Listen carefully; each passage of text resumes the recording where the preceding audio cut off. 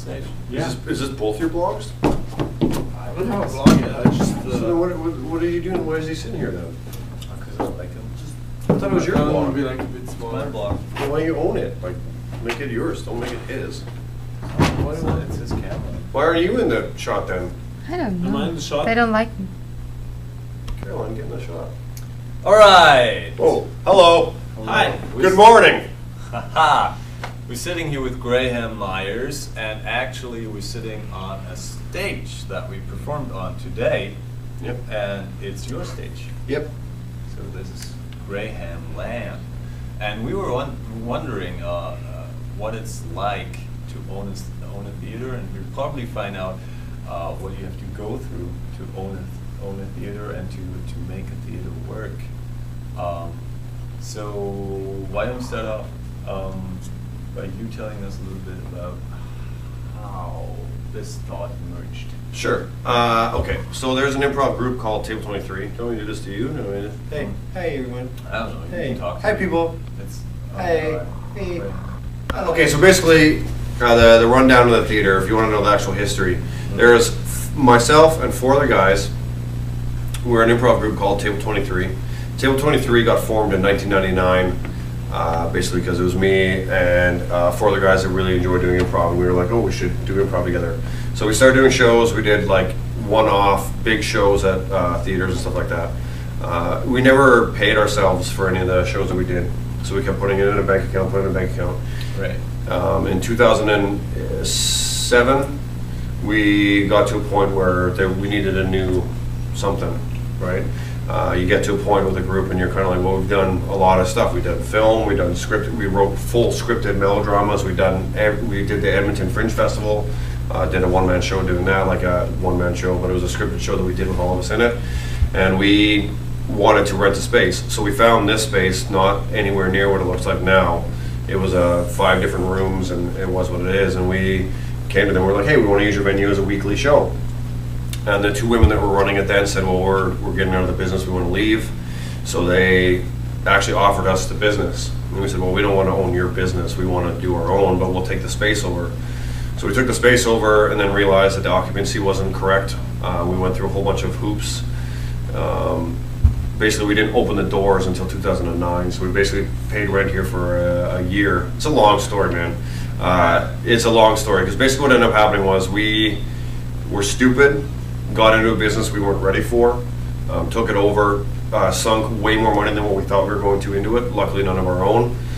Kept sinking money. In 2009, we finally opened the doors, got going.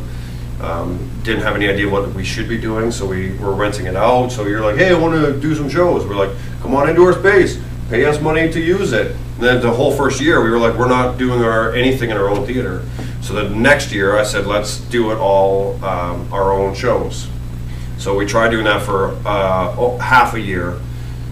Half that year came, and then the other guys said that they want to leave. So the middle of last year, I decided, okay, fine, I'll take it over. And so we came to an agreement about how that would all work out, and I officially took it over. I started my first season this January, and we've been running Sodnik Improv since January, but it was the middle of last year that like the decision was made, and this is yours now, and you're going to take it. So that's in a short story, that's about it. Yeah. So it's been a struggle, and it probably still is. Yep. Time. Yep.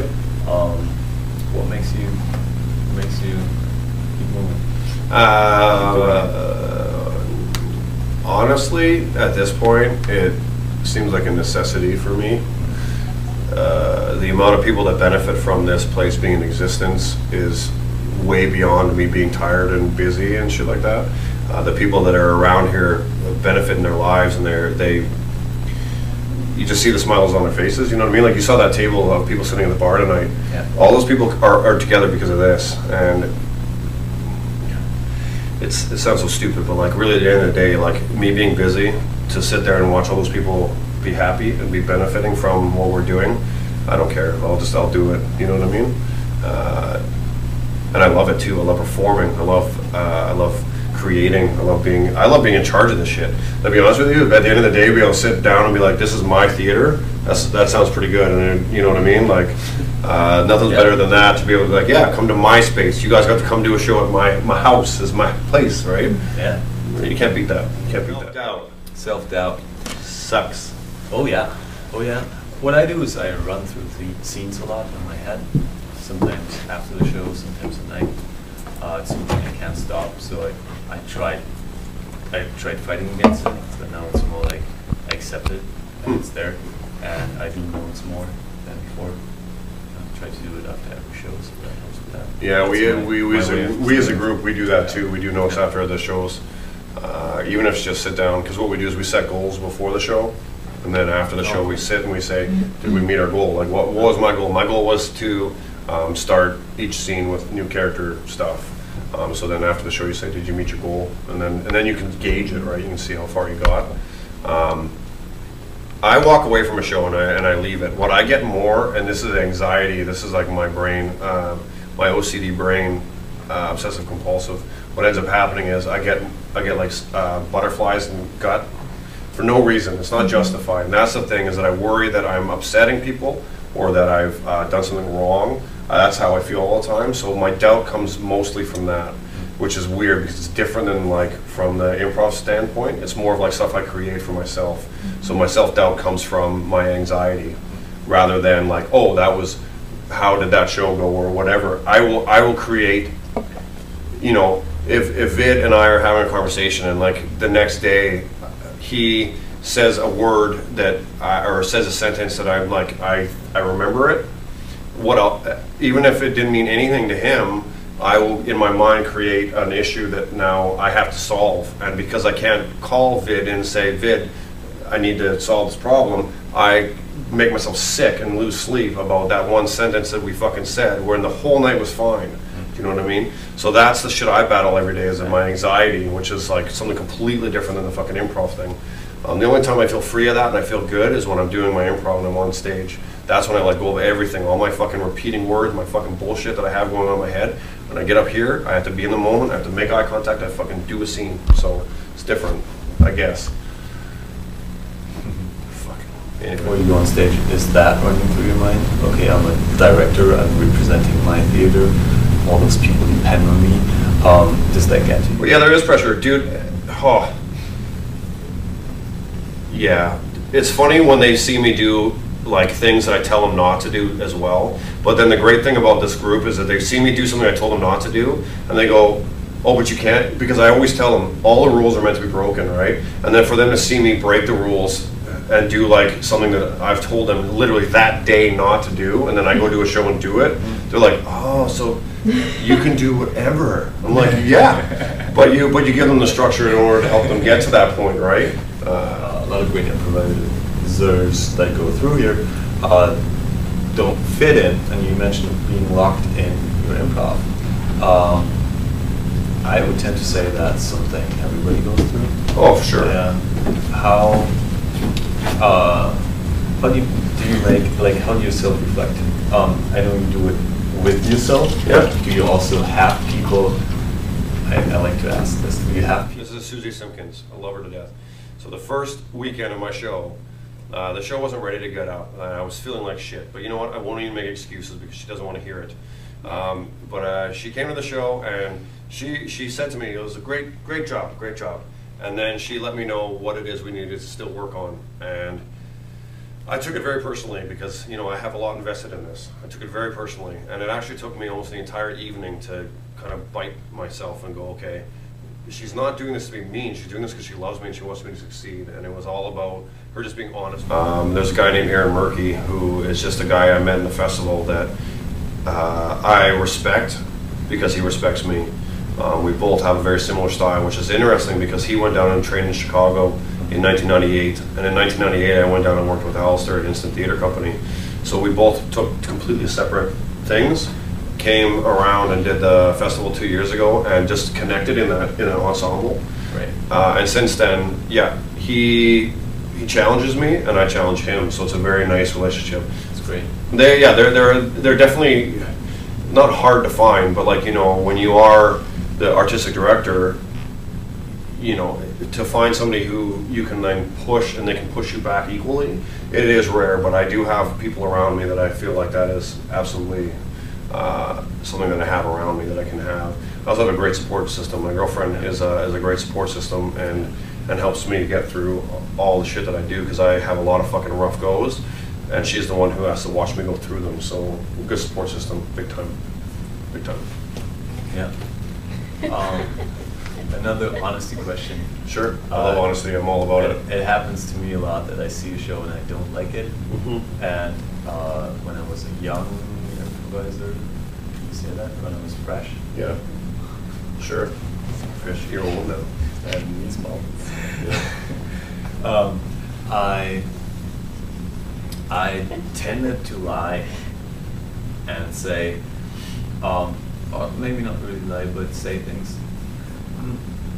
Yeah, sometimes I lie. Yeah. I said, okay, I like that was a good show. Yeah, you guys are awesome. Then sometimes, nowadays, I'm not so sure, like, I tend to either just say, to find something that I like and say, I really liked how you sung that song. I do that too, I find the positive. Yeah. I find the positive, yeah. Or, what I'm thinking of sometimes is like, can I walk up there and say I didn't like it? And I've done that once or twice, but it always leaves me uncomfortable. Of course.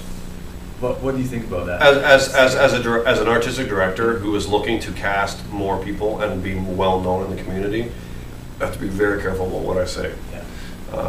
Just because I gotta make sure that I don't put my foot in my mouth, because who knows who's going to be who doing what when.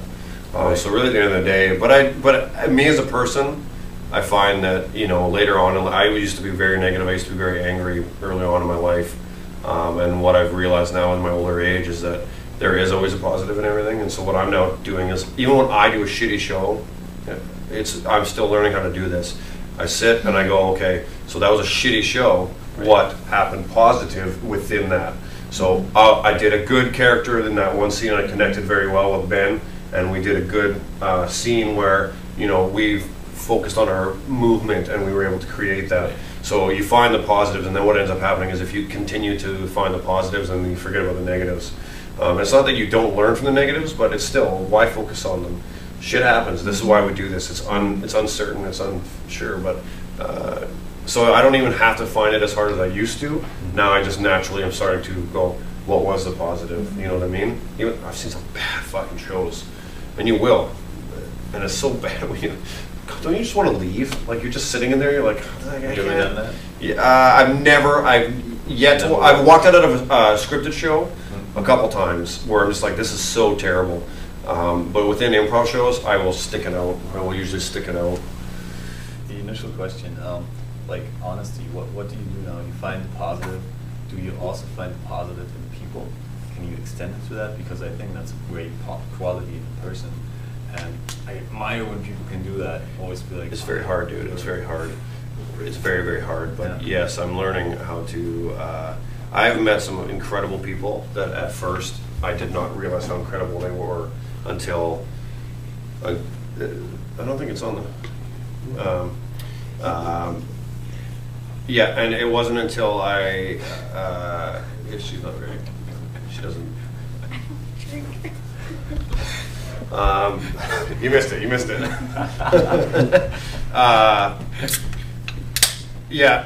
There was a lot of people that at first glance I was like, "What the hell?" And then you let them tell their story and let them be honest, and then you start to go, "Oh, now it makes sense." A lot of people that I surround myself with now, I would be like, I have nothing in common with a lot of the people that I'm around. I have a lot of acquaintances. I have very few very close friends, but a lot of the people that I'm around right now are incredible people, incredible, talented, just unique, just amazing people. And yeah, it's hard, man. Every day I judge, but I'm learning how to not do that as much. Find the positive. Habits. Mm-hmm. We all have them. Mm-hmm. Yeah. You drink with your left hand, for instance. That's right. You took the right one. You took it. Why 2? Yeah, 10? you did. No, I didn't. I don't remember. Anyway, It's just good. have it. You're good improviser. So we all have them. Do you guys look at that? Like, I've had one teacher, and she was like, "Okay, you guys, you all get qualities, you all get habits. We do this thing. Let's say I'm a person who likes to play low status, and then they were giving me a scene as a present. So I had to go outside. The group would decide what my biggest weakness or my biggest habit is, and then present me a scene where I had to be someone that I'm normally not, or where I had to find out something that I'm actually not doing. Do you guys do stuff like that? Yeah, I call them habits. I call them truth or dare workshops. So what the truth or dare workshop is, and actually we've been doing these recently. So what I do is I dare the improviser before we start the scene. So I'll dare, like, so if you do always play high status, I'll dare you to play low status. And then in the scene, while it's going on, if I yell truth, you have to stop doing what you're doing and find the truth within that moment. So it's a truth or dare workshop. And it's essentially the same idea. My biggest thing right now that I'm personally working on is my ums. I say a lot of ums, and when I was hosting, I'd be like, this game. So me personally, I'm working on that in my speech. How did you feel about it today? You kind of gave the MC job, handed it over to me. Yeah. Well, I said, yeah. Oh yeah, for sure. Yeah, I know. And now once you hear it, you'll never stop hearing it. It's awful. Yeah. It's like the dots in the movies Fight Club. Yes, the little, the cigarette burns or whatever they call them. Yeah, see, and I just said, when you were introducing the game, I really like it when people take the lead and I get to follow, because it's a nice change for me to not be able to, or not to have the pressure. So I like doing shows downtown too, because I don't have to bring an audience. I can just get to go down there and play. So I like giving it to people. What do you think about responsibility concerning the audience from a perspective of somebody who leads the theater? Like, what do you mean? I don't necessarily agree with that order. Okay. No. Lee White is an amazingly talented mother effer. That's who we're talking about from Winnipeg, yes. But I honestly think that you should be first at that list.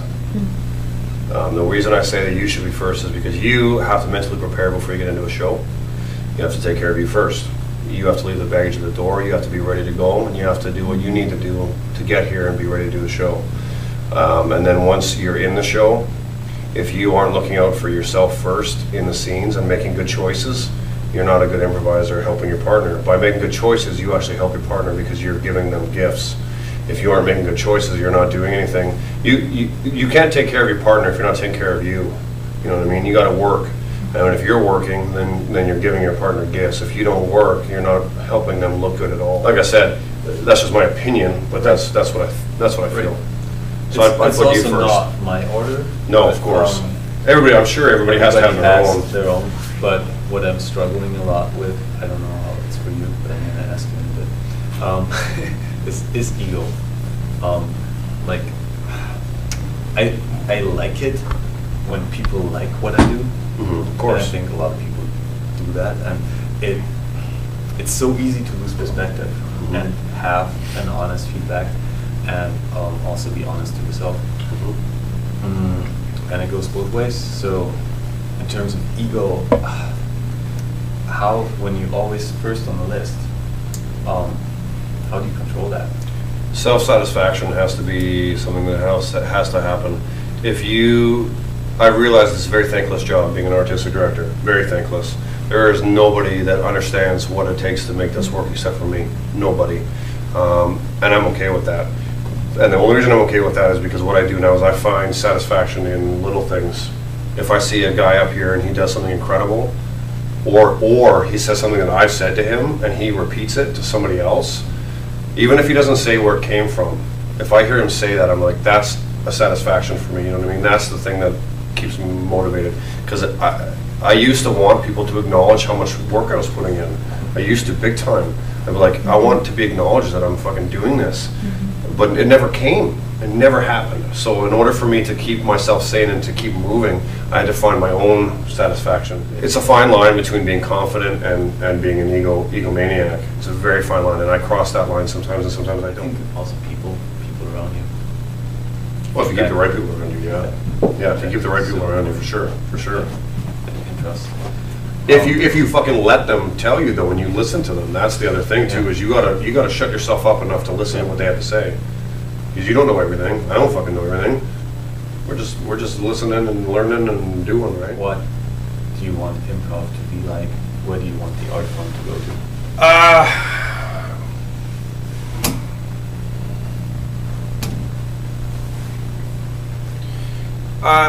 It's okay for the first question. Where do I want improv to go? I want as many people as possible to realize how positive this is in your life, whether you're doing it or watching it. As many people as I possibly can to get to know that. That's where I want it to go.